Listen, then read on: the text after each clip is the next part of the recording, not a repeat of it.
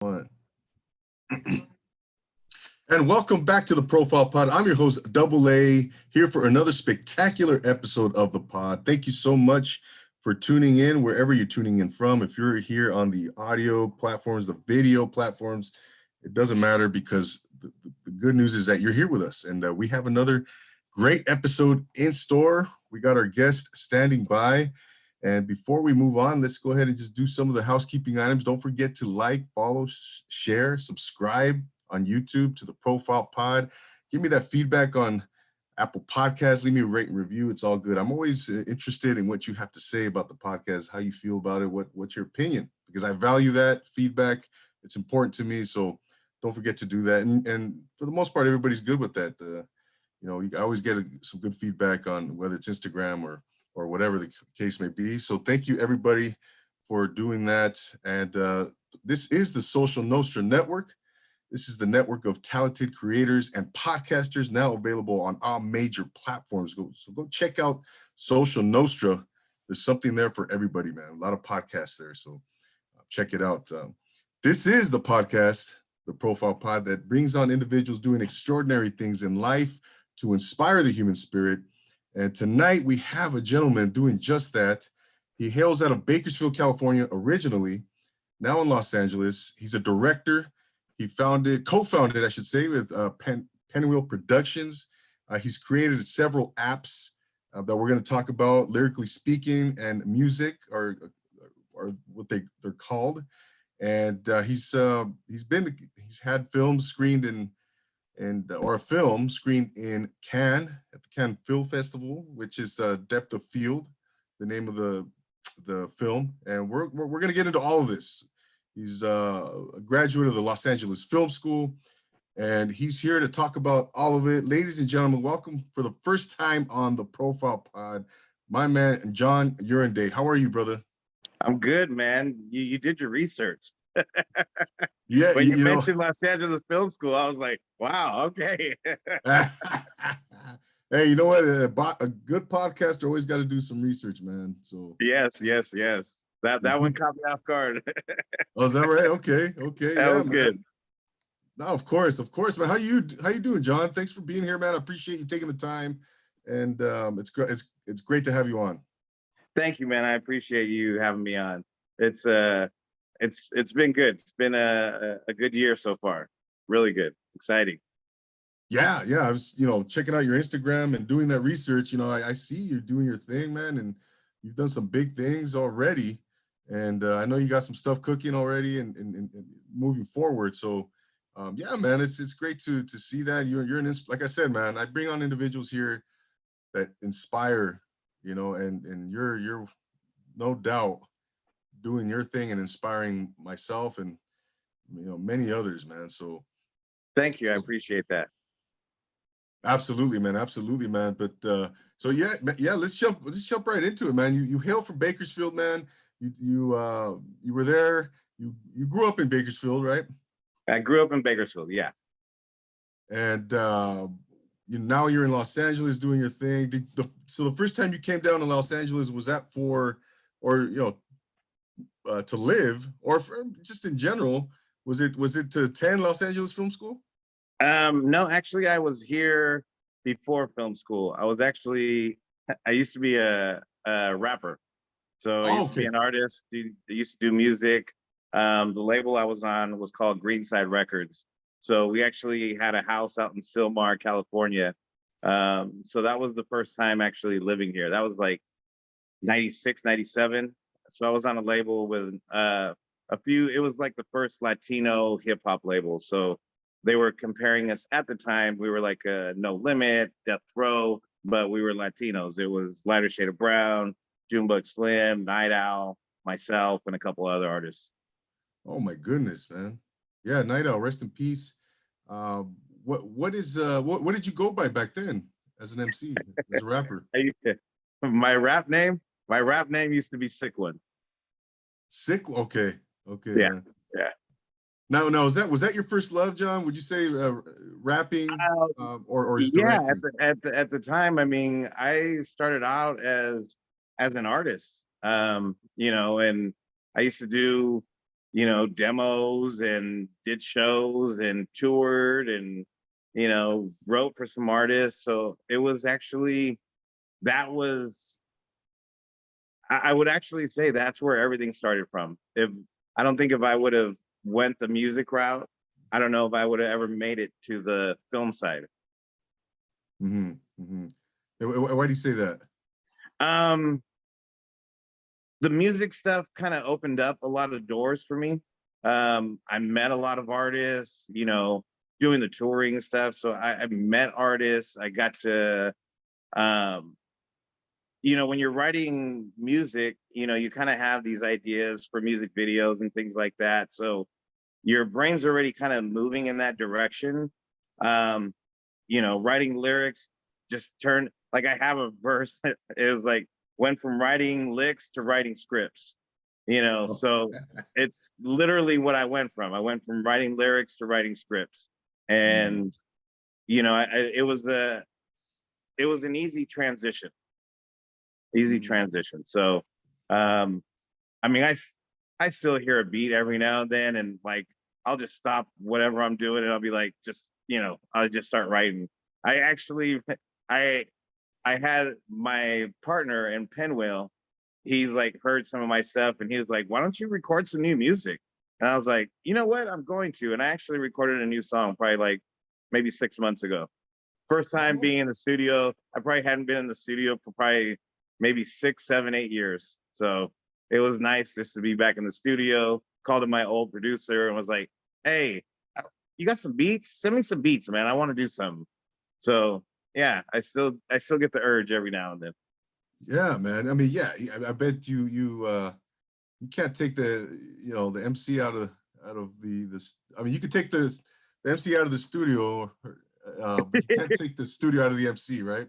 Yeah, you can't, man. You can't. There's I write everything. I mean, I write scripts and, you know, poetry and, you know, I just constantly writing. And so I I don't I and it's not that I want to put the music out. It's kind of just for me to kind of just be like, yeah, I can still do that. You know, I can still jump on a beat. I can still, you know, rock some shit. I don't I hope you don't mind me cussing, but you know, Oh man, no, no, the FCC's yeah, the FCC is gonna find me, and then no, no, but no, no, of course, I man. love it, man. It's still there. It's still, you know, it's something that I'm still just like, oh man, you know, like I said, if I hear a beat nowadays, I'm just like, you know what, let me write.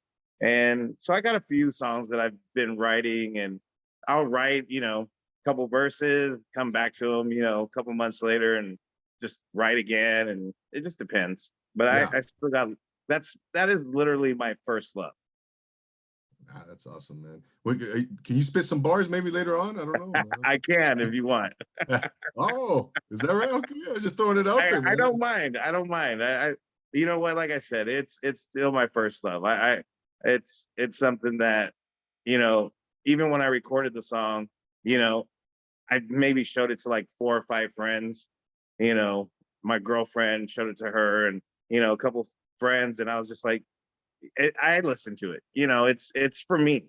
Yeah. You know, for me to sit in the car and be like, yeah, you still got bars.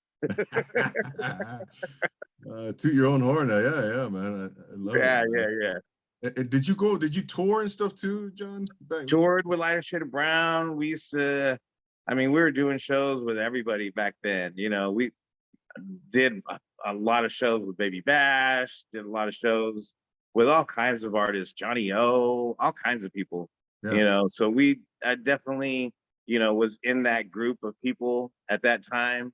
Um, and I mean, we went to Texas, Colorado, we went everywhere. And it it was a great experience. Great experience. I wouldn't change it.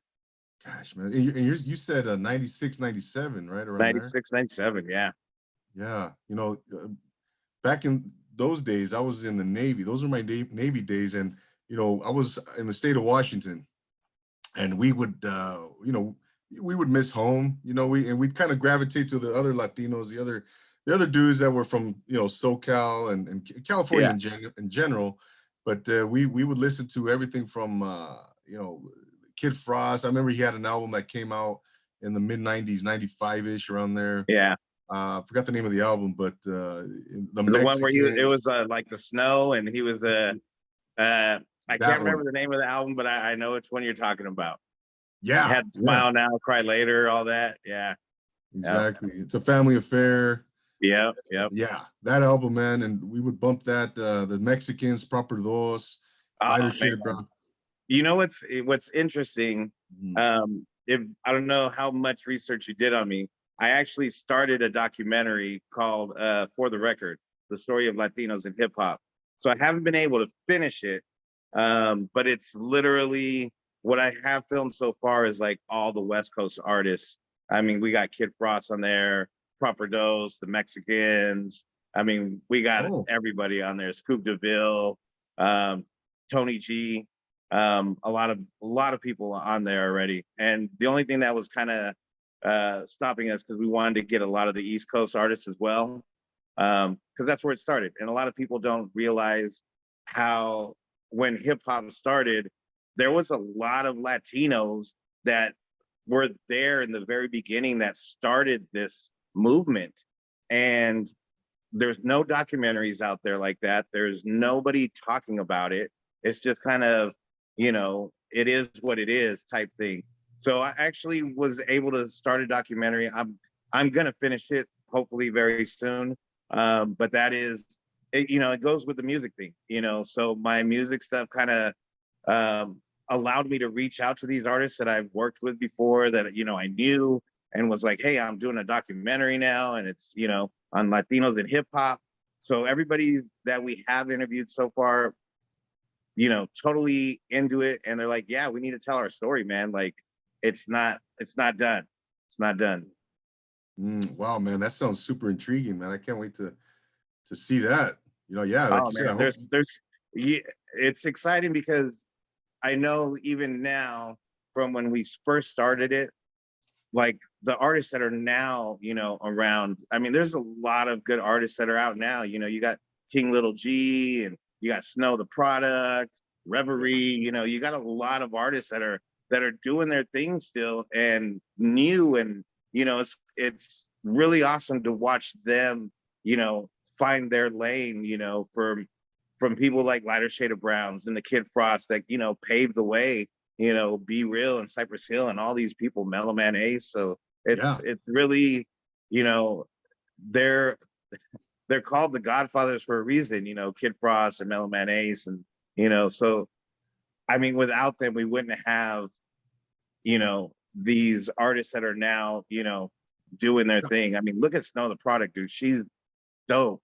She's dope, and she's in her own lane, and and doing her own things. And I think I saw like a post from her the other day. She just did a song with Ludacris. Like wow, that's so dope. no doubt, man. Yeah, it's a beautiful thing, man. How far that Latinos have come in hip hop, man, and it's you know it's nice to see that. It really is. Yeah, on in general, not just here in California with Chicanos and but throughout the country, on the Yeah, East Coast, you have a lot of you got you the know Big Puns, you got the Fat the Joe Fat and Joes and everybody like that, Stupid Nori. Nate. And yeah, there's so many artists, man.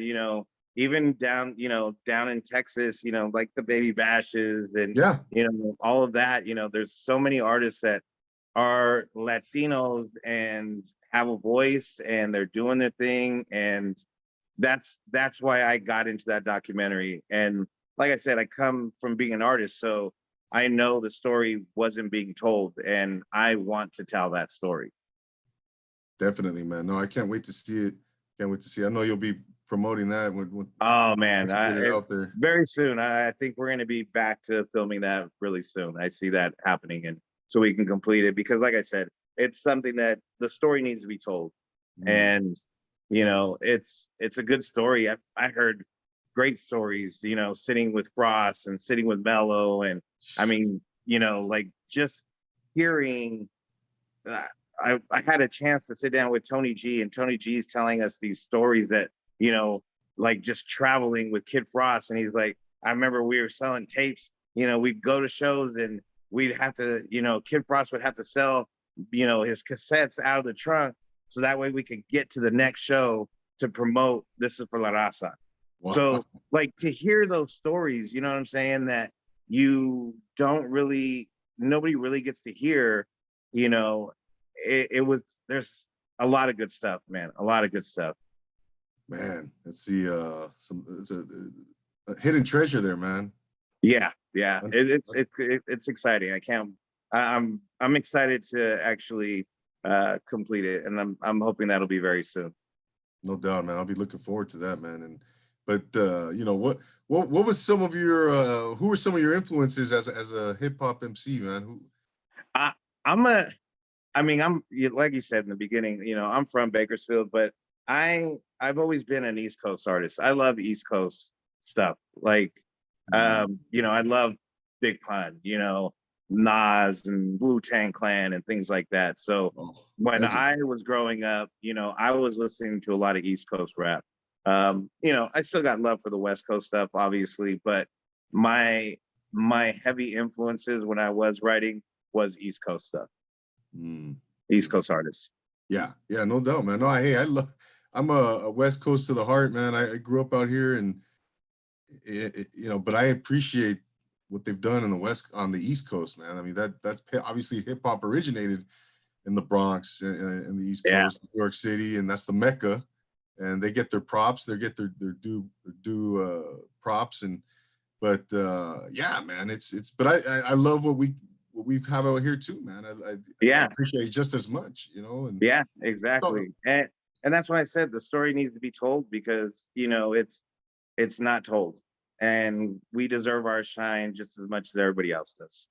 No doubt, man. No doubt, man. So where did this transition then start to take place for you then, John? What was that defining moment, or was it maybe a process where you started getting into film production and directing? Well, what it was is when I was on the record label at Greenside, this is like I mentioned, No Limit Records was out, and they had just released their very first movie, I'm Bout It, Bout It. And then Ice Cube released Friday, another outside of hip hop, there was a movie called Swingers. So all these movies we were watching, were being done for like $250,000. And the label was like, you know what? Me and the artist Junebug Slim actually, on a drive from Sacramento to LA, we were going to Lighter Shade of Brown's record release party, came up with an idea. And we, this is before, YouTube and, all of this. So like I went to the library, like picked up scripts and books to learn how to write a script, and wrote a script. Me and my partner wrote a script at the time. And next thing you know, the label at the time was based out in the Bay Area, Greenside, and we moved the whole label from the Bay Area to LA, Sylmar, California. And we were out there, and Edward James Olmos production company picked up the film. Everybody was getting added to this thing. Like it was like a Mi Familia, but for hip hop. We were like the 8 Mile before 8 Mile. And then something just happened to the label, and all of a sudden the whole thing just vanished. But that started me. So like I was already in that transition, figuring out how to write scripts. And that is what ended up moving me out of that, because I was like, I enjoyed it. I liked, the process of writing a script. And I got one of the compliments that ended up getting from Edward James almost at the time was like, they're like, who wrote this? And we were kind of like, oh shit, he's gonna kick our ass right now. And he's like, who wrote this? And we're like, we wrote it. And it was like, did you guys go to school for this? Like, how did you write this? And like, no, we didn't go to school for it. And it was like, damn, this is a really good script. Like it's raw, like it's real, like it's truthful. Wow. And we were like, well, that's what we were living, at that moment. We were artists trying to find our way out of the hood, and everybody does, some type of, bad stuff along the way, and you're trying to start your music career. And so we wrote that story, and it didn't happen with them, but we ended up, me and two other friends got together, me, Junebug, and another friend named Mikey. We all got together, put up some money, each of us, went and bought a camera off of eBay, and we shot the movie ourselves. Wow, man. So eBay, now we're talking maybe early 2000s now, or how long is eBay? 98, 99. Got it. 98, 99. And so you shot it yourselves, and shot it ourselves, called up friends. There was no real actors in it. It was just like homies, like, hey, what are you doing Saturday? Come through. We need some people to sit on the sofa. Yeah. Uh-huh. Yeah. So it was, we had friends that, donated their houses, for a couple of days. There was, people brought cars, and, in Bakersfield, we kind of knew a lot of people, so our resources were pretty good. So, hey, I need a nightclub to shoot a scene in, Yeah. All right, you can use the nightclub on, we're not open on Sunday nights, so we'll open it up for you. Cool. So it was definitely a lot of homie favors and a lot of homies. Yeah. Hey, man. And so you directed that particular film? Directed it. Yeah. And I mean, you had obviously no formal training or anything. Not one bit. Just like I said, I was very big on the library in that time of my life. Picking up books and just reading stuff, and kind of watching a lot of movies. It's a lot of copycatting, even still to this day, oh, that's a cool angle. Like I can probably do something with that angle. Oh, I like the way that was lit. Let me see if I can kind of match that. So it's I learned from other movies and books, like the technical stuff. And then after shooting that is when I went to film school. Okay, I was gonna say, so what happened? You shoot this film, your first film, and then what kind of happened next? So you decided to do it, to get some formal training, going to film school now. Yeah. I was married at the time when I shot the first movie, and then I went through divorce, and kind of like in this stage in my life where I'm like, what am I gonna do? What's my next move? Mm-hmm. And at that point, I was like, you know what? I'm gonna go to film school. Like, I'm just gonna go to film school, and I'm gonna see what I'm doing right, see what I'm doing wrong, and meet people that I wanted to work with, people that were skilled in areas that I was trying to do myself. Yeah. So that was what I went to film school for. And literally every single chance I had, I was renting out equipment, shooting something, shooting anything. I was shooting everything and anything I could possibly do. Wow, man. And what year was this? That was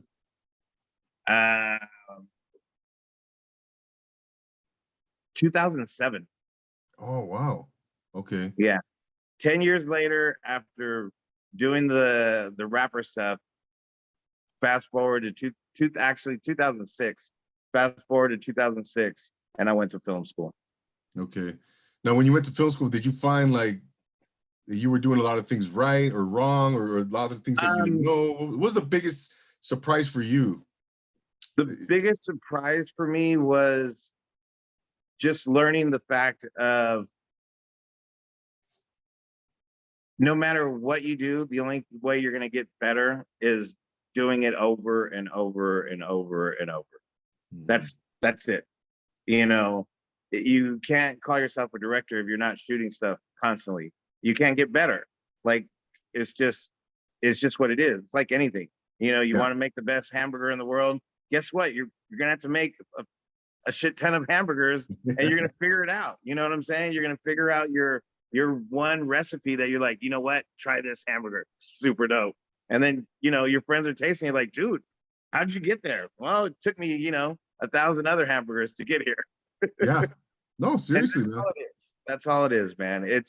It was just, if this is what you want to do, that was what they taught us. If this is what you want to do, you got to just do it. You got to keep doing it and doing it and doing it. To quote Wow. LL Cool J. Yeah, yeah, right, right. And but you know, at that before you had gone to film school though, John, the rapping thing was just done. You weren't done. You weren't going back to it. No, I was still recording here and there. I was still Oh, doing some stuff. mhm. Not as much, but still working with some artists. I was still doing stuff with Junebug, um, and did a little bit more touring, probably around that time, probably around that time. And he was still doing music. Like that was his lane. So I was still doing stuff with him on the side, and we did a lot of shows. So I still was able to get that little fix. Wow. Okay, okay. Yeah. But you know, it was a trip, man. I'm gonna blow your mind right now, John. Okay. My brother was at LA Film School uh, Really? in '07, around that time. And I want to say, well, LA Film School opened up in the early 2000s, I want to say. Yes. Yes. Right? Yeah. And he was there, Peter Zaldivar. I'm just throwing it out there. Maybe Yeah. Yeah. you knew, maybe I mean, obviously there's different You know what? It's a classes. 1 year course. I Yeah. remember graduating. I graduated in February of 2007. Okay. I think he started a little bit later then. And Yeah. later on, I'll show you the production I was in as an actor at the LA Film School for one of my Yeah. brother's projects. That's And awesome. yeah, he directed the scene in Scarface where he Oh gets yeah, caught. we had to remake certain scenes and to practice lighting, to practice sound. Yeah, I remember those. I remember those. I think I might have done a Godfather one as well. Okay. Yeah, man, it was cool. It was so I imagine you networked during your time there, and you Definitely met did. some, yeah, yeah. So Definitely what did. happens after LA Film School? You graduate, You you know move what? on. You know what's really interesting? Like I said, I had shot the first movie before going to film school. So I had this movie. When I went to film school, I had already finished it. It was done, but I didn't even know how to get it out. So I ended up the like within the first 30 days of going to film school, I find the distribution teacher. I go and take in my movie, and I'm like, look, I have a movie, check it out. Let me know what you think. And he's like, why are you going to film school? You already have a whole movie completed. I was like, I came to film school because I want to learn what I'm doing right, learn what I'm doing wrong. And I was like, I want to know, like, like I'm in it. I'm ready to do this. Mhm. And as soon as I graduated from film school in February 2007, and March 2007, he released my film. So my distribution teacher is the first person that released the first movie we ever shot. Okay, and what's his name? Can you His tell name? us? Uh, His name is Pagemon Petrelli or something. I can't remember his last name, but wow. he was my distribution teacher. So about a month after you left, then, right? Yeah, he was like, I can't release this while you're in school. But as Oh, soon as I was out, he ended up releasing it. And it did pretty good. Like it was like in the Walmart, it was in Walmart, it was like it was in a bunch of places. And he's like, dude, like your movie's selling really good. Like, for that type of movie, he's like, it's doing numbers. So it was exciting. It was fun. It was something I did before film school. He was the reason that ended up, he gave me the initial money to start my second film. After film school, I used all my film school buddies, and now I'm like, I know a few actors, and things like that. So the second film was, a little bit better quality, and actually was able to have some actors involved, and I worked with a lot of artists, because at the same time I was doing I had a TV show called the 99 Cent Show, plus I'd already known a lot of artists. So, I reached out to, Bash, and I was like, Bash had a group at the time called the Stewie Brothers. I was like, hey, can I get the Stewie Brothers in the movie? So I got them in the movie. I happened to know Roscoe O'Malley. So I ended up hitting up Roscoe O'Malley at the time. And he was like, yeah, I'll be in it. Reached out to a couple of FHM girls that I knew and was like, hey, you want to do this?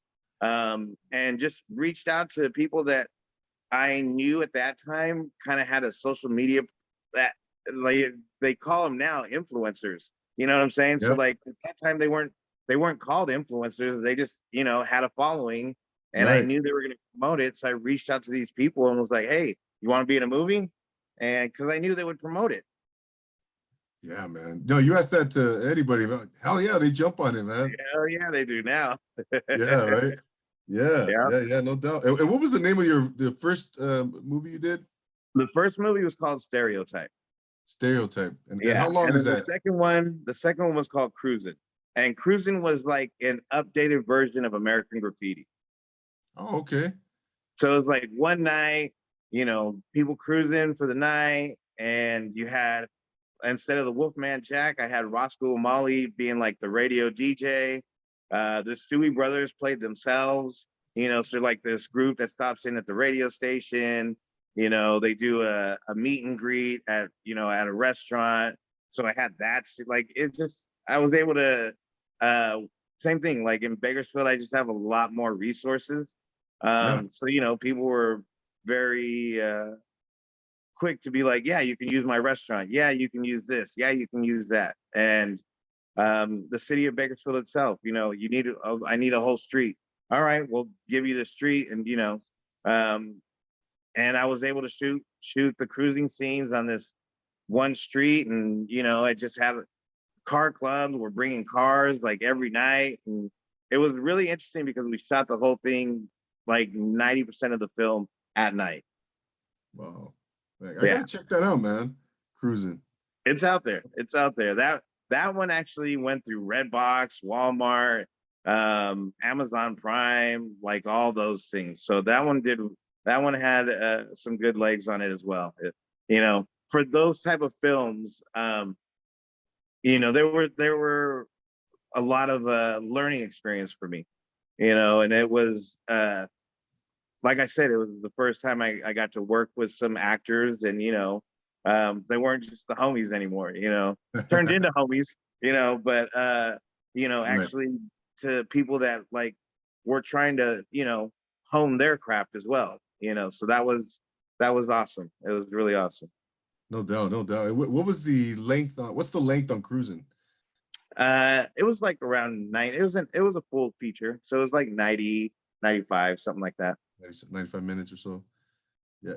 So when you look back at Stereotype and then Cruising, like the level of knowledge, the level of confidence, man, that the level of growth from Stereotype to Cruising.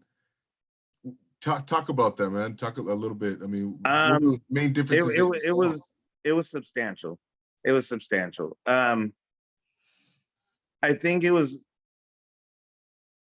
in the way of my confidence and working with. Now there was people that, I was working with a real cinematographer. I was working with people that know how to light. I was working with actors, and I had to learn how to deal with actors, and like it was different. It was different. And you know, uh, outside sets, trying to shoot a cruising scene, and I got like 12 cars on this side and 12 cars on this side, and like, all right, everybody, when I say action, all the cars move this way, these cars move this way, go slow, and like people walking in the background. So it was like it was bigger. It was a very big difference. The other one, we were shooting it at houses, a living room and a front porch, and a couple people here and there, so it wasn't as big. But it was definitely, I don't regret any of it. I don't regret any of it. It was all learning. I mean, to where I'm at now, you know, which we'll get, you know, we'll get there. Yeah, no doubt, man. But like when you shot Cruising, was there a level of I know your confidence level was higher, but was there a level of like nervousness or maybe some a little bit of Yes. anxiety or? Yeah, there was. Because it wasn't my money, you know, Stereotype, it was, you know, three friends, you know, it was our money, you know, and but this was the first time I was actually using somebody else's money. And that's the terrifying part, you know, because you're like what happens, like if you know it's not good, what happens, you know, if you know what happens, you know, now I'm responsible for this debt. Right. Right. No, the it sounds like the stakes raised in every way, man. Yeah, Right. yeah, yeah, it was. Financially, professionally, every aspect, you know. Yes, it was. But Yeah. like I said, it ended up getting picked up through It sat on my shelf for 5 years. After we had shot it, I had all these different types of people like, hey, we're gonna sell your movie, we're gonna do this, we're gonna do that. I let all kinds of people do it, and nobody ever sold it. I finally just said, you know what, I'm gonna do this myself. And I took the film, and there's this convention thing that happens in Santa Monica every year in November called AFM. And Yeah. I literally went to AFM, got tickets, went to AFM, had set up meetings. This is how actually me and Bobby ended up meeting, because me and Bobby used to be in an old Costco together. He had a law office, and I had one of the very first live video radio stations, the Core Live. And I knew he was a lawyer, and I had meetings set up for Cruising.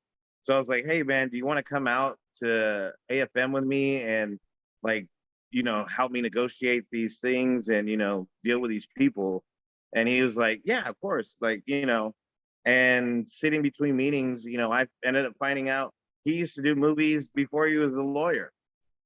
Oh, wow. So, you know, we just like sitting there and conversating, and we kind of came up with some ideas. And you know, I literally, that was the time I sold that movie. I went in November.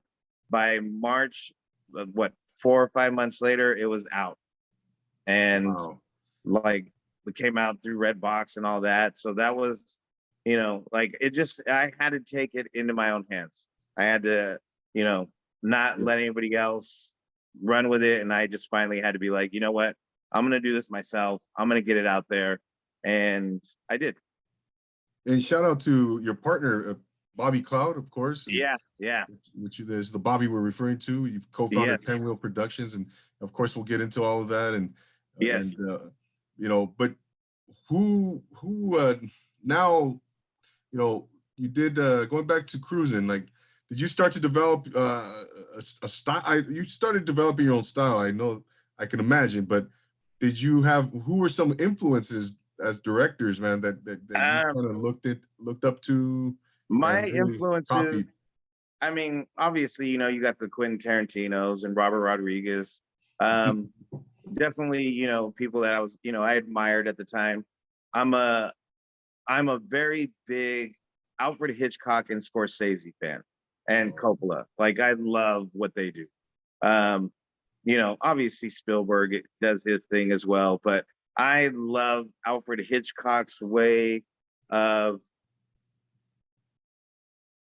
there's there's this simple thing that he does where he can have you in a scene and hold you there with no dialogue, and yet you're stuck, and you're like, you know, this mystery and suspense. He knew how to build suspense with nothing.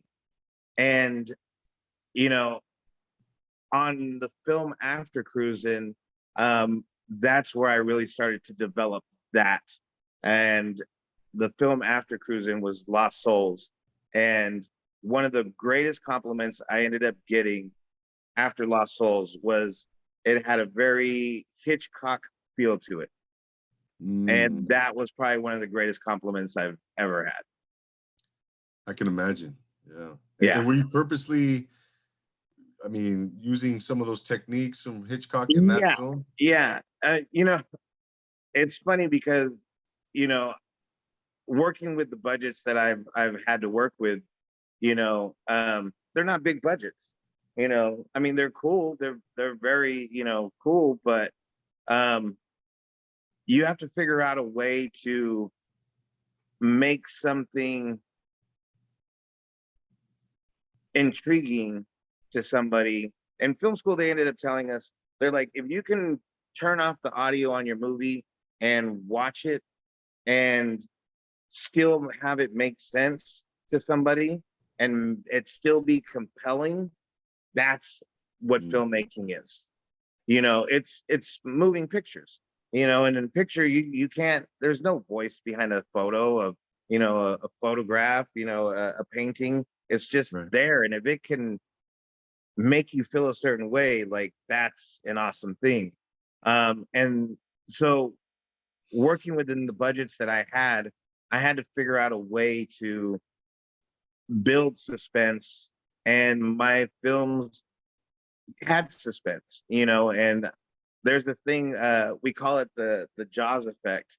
If you know the story about Jaws, Steven Spielberg had the shark, and it kept, failing. It wasn't working.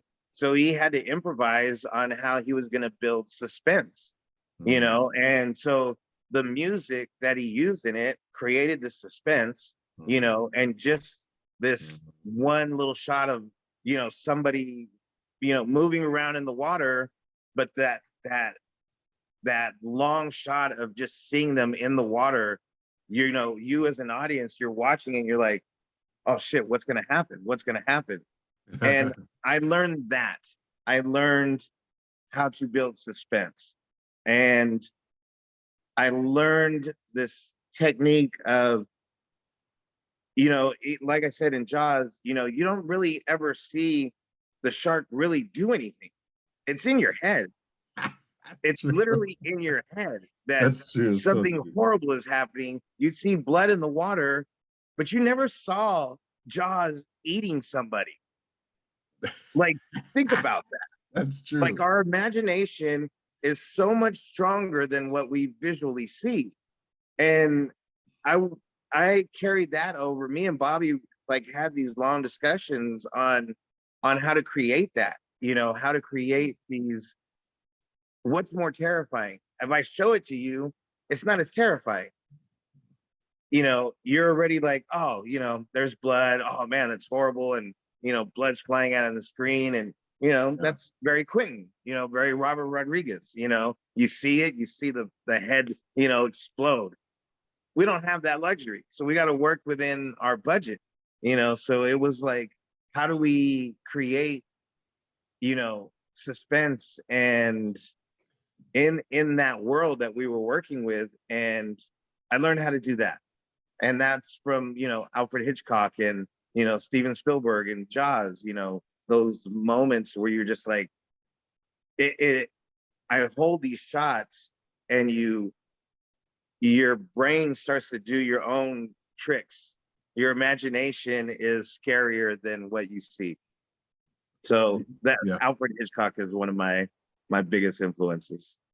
Gosh, man, that is super cool, man. Playing on it's psychology, I think it comes down to, huh?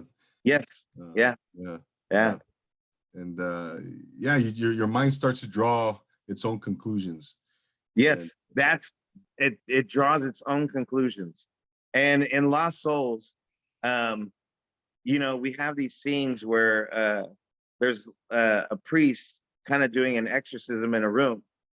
And I never show you what's happening in the room with the priest, but you see the mom and the dad on the other side of the door, and they can only hear what's going on.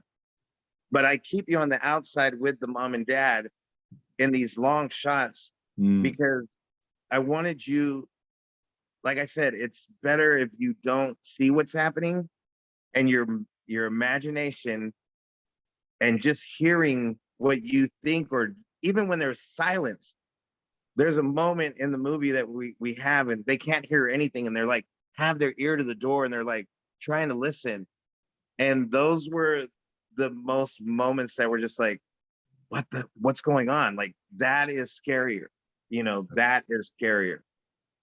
It really is, man. That's so cool, man. I love hearing about that, man. I haven't brought many directors on, John, to the Well, podcast. I'm glad I can share that.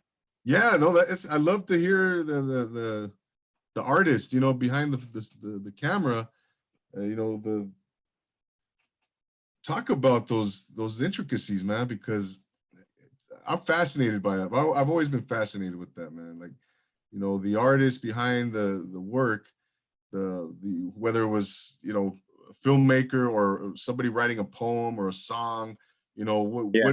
what their vision was, they were trying to convey, what was the message they were trying to convey.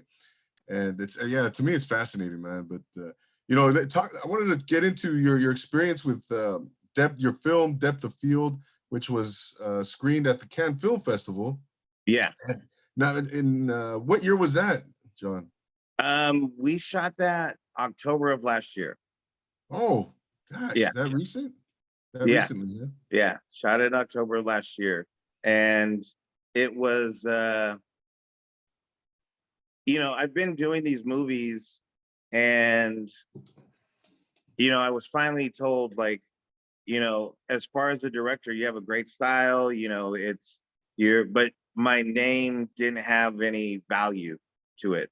And so I was told by several different people, you need to do some film festival stuff. You need to, I mean, I was very fortunate, Stereotype and Cruising and things like that picked up, and they sold, they had an audience, but I knew who my audience was when I did those. And they moved, they did what they were intended to do. But it didn't establish my name as a director.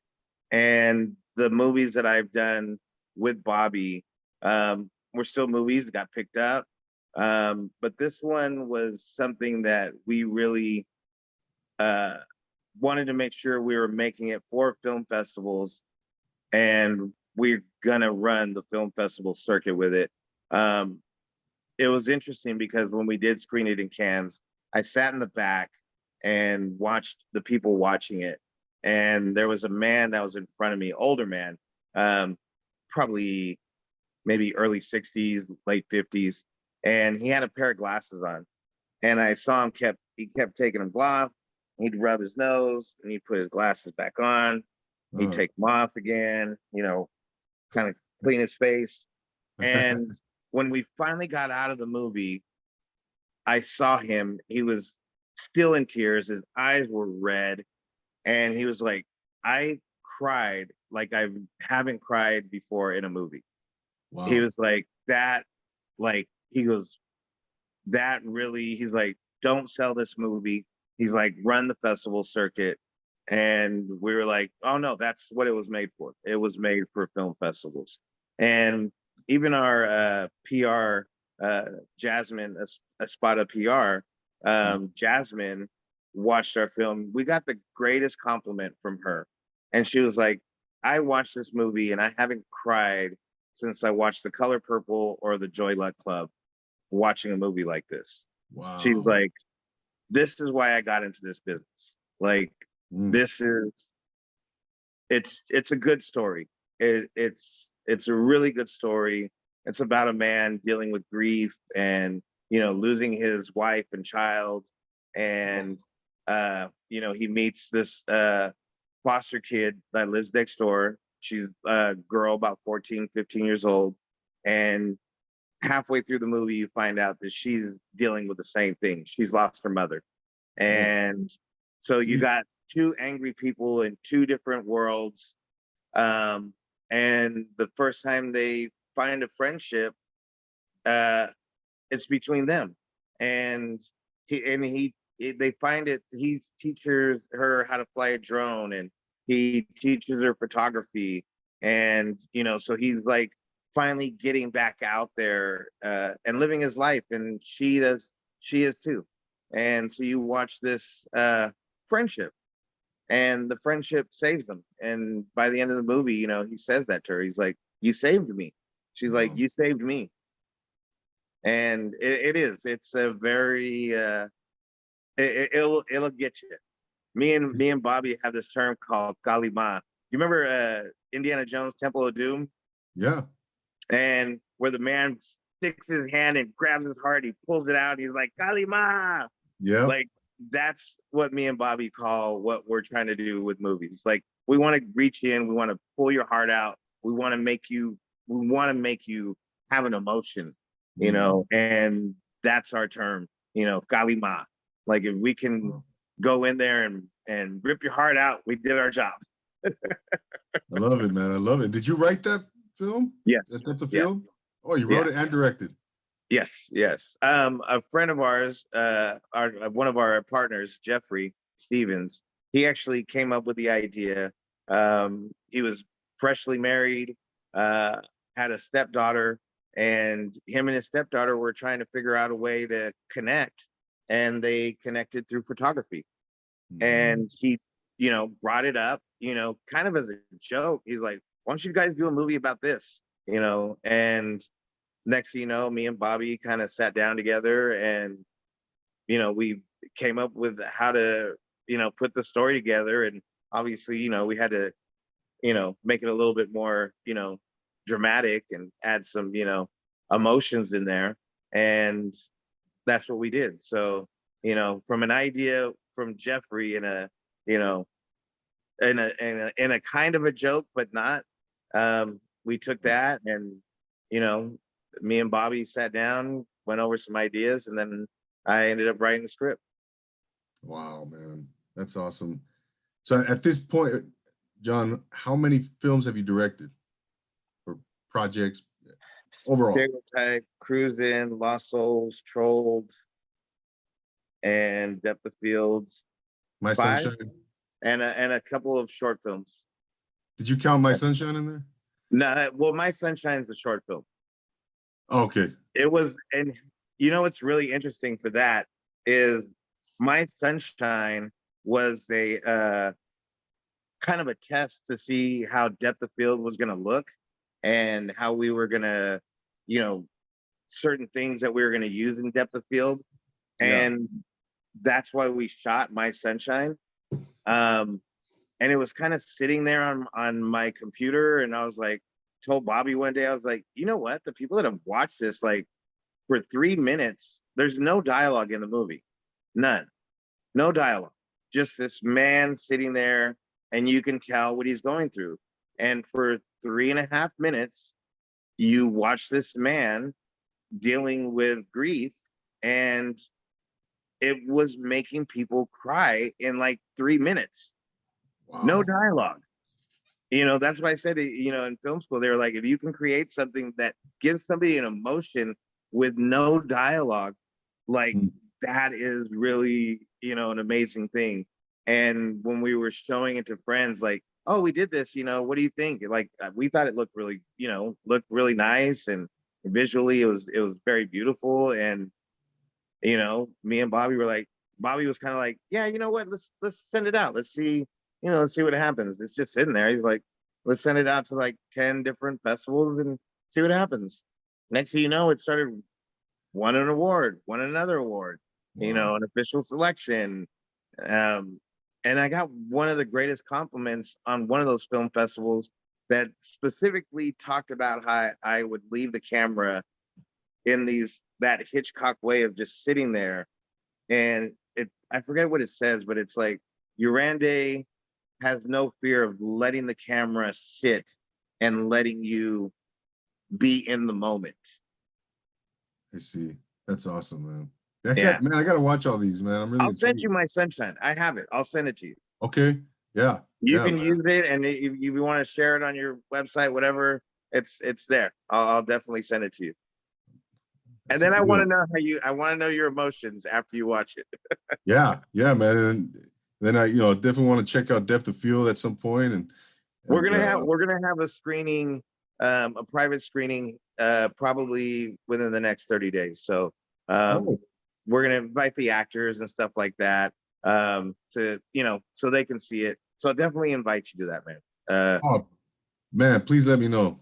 Yes. That's awesome, man. I We're, appreciate that. we're probably going to do it in Bakersfield. So you might have to do a little bit of a drive, but Okay. it'll be worth it. It'll be worth it. Yeah, no doubt, man. No doubt. But shifting gears a little bit, John, before we're coming up on time a little bit. Yeah. I wanted to talk about the apps that you created, Lyrically Speaking and MUSEC. Talk about that a little bit. What are those all about? Give us a snapshot. You know what? It's funny because, like I said in the beginning, I started in music, and I still got love for music. So, yeah, there's, I've in between movies, like I was looking for something to do in between working on movies. And so it was and then the pandemic hit and, I had all this free time on my hands. So I was like, what am I going to do? And I came up with Lyrically Speaking. And Lyrically Speaking was just a game. It's an app. It's a game, music trivia. It's got hip hop, pop, 80s, country, rock, R&B. And basically you go in there, it'll, if you do single player, it'll give you like 3 minutes. If you do group play, it'll give you like 3 minutes as well. And it's just, it'll ask you a question and you just like, Sir Mix or no, Billy Idol. And it was like, the White Wedding. I forget the part to it, but you got to fill in these blanks, so it'll give you like 3 options. You pick the right answer, you move on to the next one. You pick the wrong answer, and it was funny because we actually played it live because I was shooting a commercial for it right before we had at beginning of May, and got a bunch of friends together and we played it, and it was awesome to watch everybody, like people are singing the songs, and everybody was just totally like, it brought back memories for people, they yeah. on the full version, it will mix up all the genres. So like, you go from, a hip hop song and then, you go to R&B song, so it was like all these, listening to everybody, a group of people over here that knew a lot of R&B, a couple people over here knew country, so it was, but to hear everybody be familiar with these songs, and it just, you would hear everybody like start singing all together, it was a song that they all remembered, so that one is that one's fun. It's really fun, and it just came out. It'll be out on Apple soon, but it's on Google Play right now. Oh, Yeah. okay. Awesome. Yeah. But it's not available on the Apple Store yet. We're hoping it'll be up within the week. It's Wow. literally done. We're just waiting for an approval from Apple.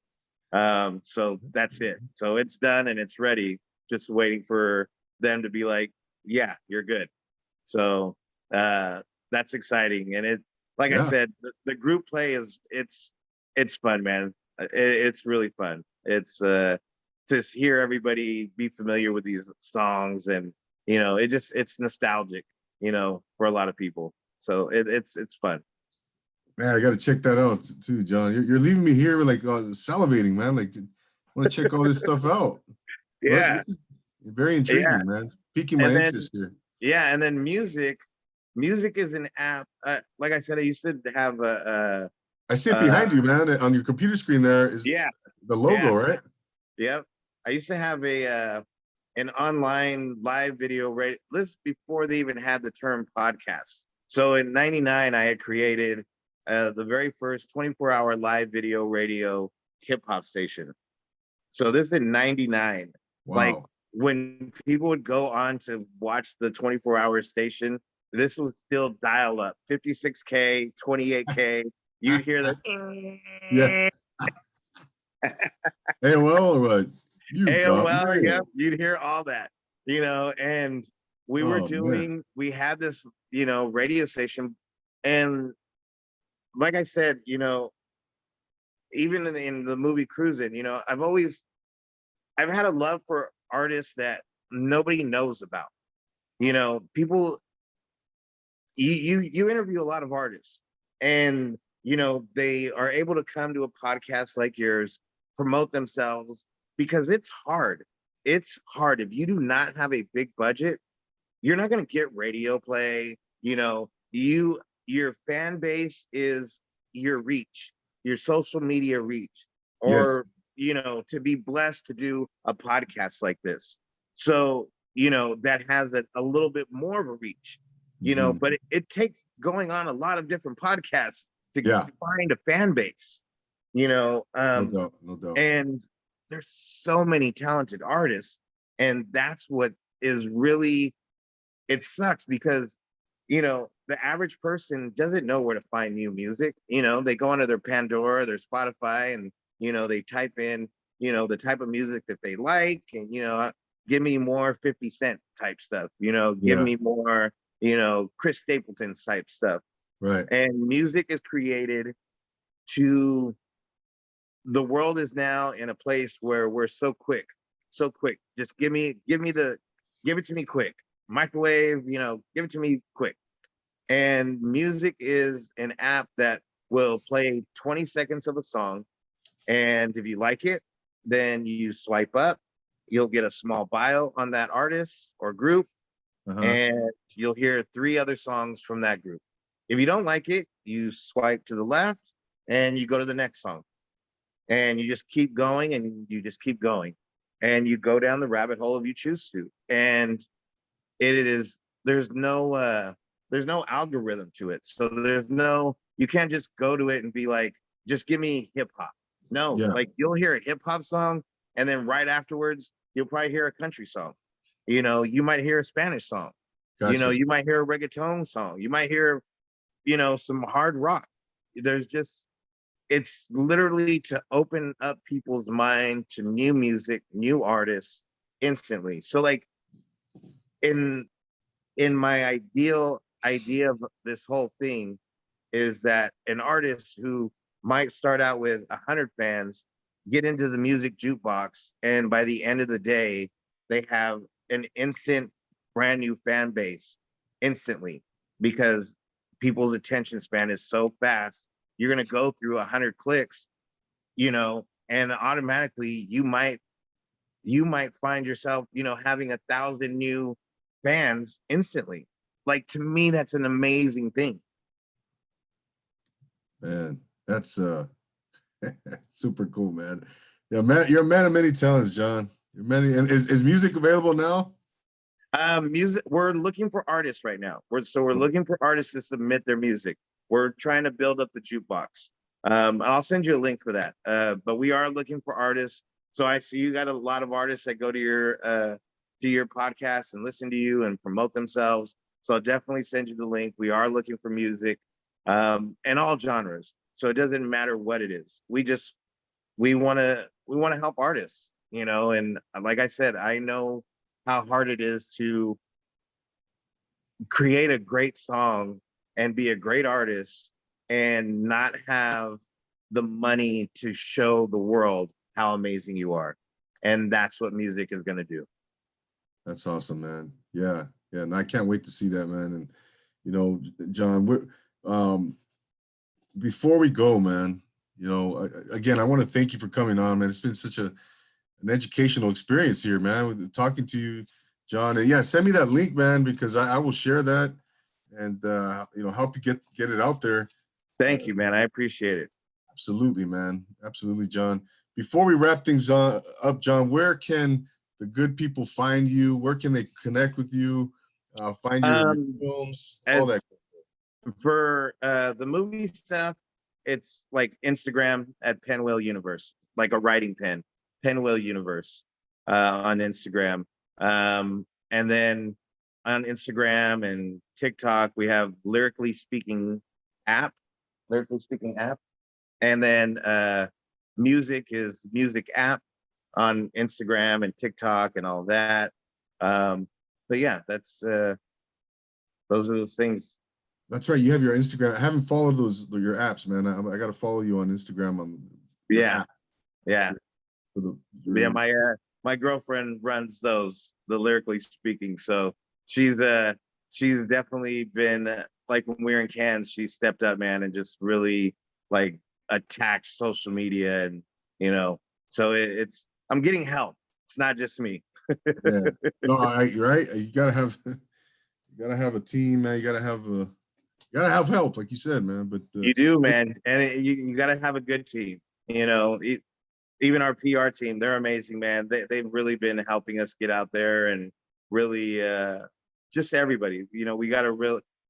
There's a lot of good people around us that are helping us, lay some good groundwork right now. So it's an exciting time for us. No doubt, man. No doubt. John, man, I wish you all the success, man, and beyond. I want to thank you for taking the time for coming on and telling your story, giving us a glimpse into your world. And man, you're always welcome back, man. You're always welcome Thank back. you, man. I definitely would love to come back. We got some more things coming down the pipeline, and so would definitely, whenever you're willing to have me, definitely would love to be a part of it. Absolutely, man. Maybe after we can talk about Trolled. Maybe next time. Yeah. We got some good stuff coming up for that, so that'll definitely be a good one. I'd like to have Bobby on here so we can talk about Trolled. Oh yeah, absolutely, Yeah. man. Absolutely. Yeah. Maybe we could do face to face, or Yeah. and yeah, you never know. And if you Sounds need good. an actor, huh? Sounds good. Yeah, and yes, if we do need an actor, Yeah, yes. I'll audition, man. Let me know. I'm serious. Sounds good. Yeah, man. You can send me your reel from The Godfather. Yeah, exactly, man. The Scarface. I'll shoot you some of my That's what it was. Scarface. Scarface. Yeah. I'll shoot you some of the stuff I've done. I posted it all on my feed on my Instagram page. So yeah, I'll shoot definitely. those links so you can see me in action, man. So all right, I'm excited. Yeah, I want to give a big shout out to Camille from EspadaPR and for helping us connect and get this thing on the go yeah, her and Jasmine they're amazing, man. Yeah, you're working with some good people, man, over there. So big shout out to everyone, but big shout out to once again Bobby Cloud, and yeah, you got any more shout outs, John, before we go? Right now, just chat. I mean, I've mentioned them, and like I said, I do want to really thank my girlfriend Jessica. She's been helping me with a lot of the social media stuff. It's not my strong suit. I don't like doing it, but I know I have to. So I definitely want to give her a shout out. She deserves that. So sounds good, man. There it is. Very good. Ladies and gentlemen, John Uranday, filmmaker extraordinaire, director, app creator, man. He's just an artist all around and very versatile, talented. And once again, I want to, I'm grateful for having him on. Go follow him. Go check out his work. You will not be disappointed. And yeah, thanks again, John, for being here, man. Thank you. I appreciate it. Anytime, man. Anytime. There it is. Ladies and gentlemen, I want to thank you for being here once again. Whether it's on the audio, Social Nostra, IGTV, Roku TV, whatever, man. Pandora Radio, whatever the case may be. It's always a pleasure being here, your host. Don't forget to like, follow, share, subscribe, support the podcast, support Social Nostra. And we're going to keep rocking and rolling, man. That's what it's all about, is just doing what you love to do.